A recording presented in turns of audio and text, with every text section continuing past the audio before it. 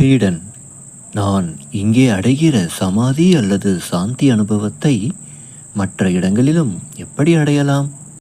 மகரிஷி, இப்பொழுதிருக்கும் சாநித்திய அனுகூலமே உனது தற்காலிக அனுபவத்திற்கு காரணம். இந்த சமூகத்துக்கு அயலாய் நீ அதை அடைய முடியுமா?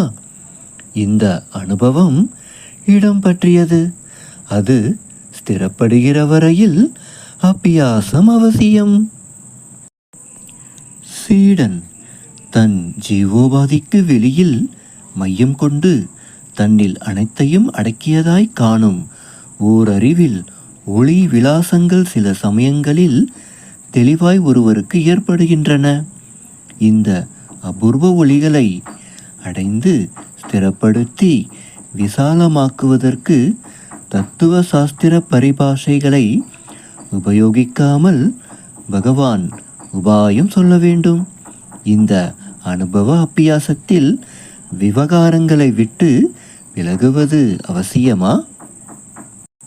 மகரிஷி, வெளியிலா உள்வெளி யாருக்கு? திருச்சயம் திருஷ்டா இருக்கிற வரையில்தான் இவை இருக்க முடியும். மேலும் இவ்விரண்டும் யாருக்கு? சோதிக்கில் திருச்சயம் திருஷ்டாவாய் முடியும். இந்த திருஷ்டா யார்? இந்த விசாரம் திருஷ்டாவுக்கு அப்பாலுள்ள சுத்த அறிவில் கொண்டு போய்விடும். ஜீவோபாதி என்பது மனம். இந்த மனம் எல்லையுடையது. ஆனால் சுத்த அறிவு எல்லையற்றது.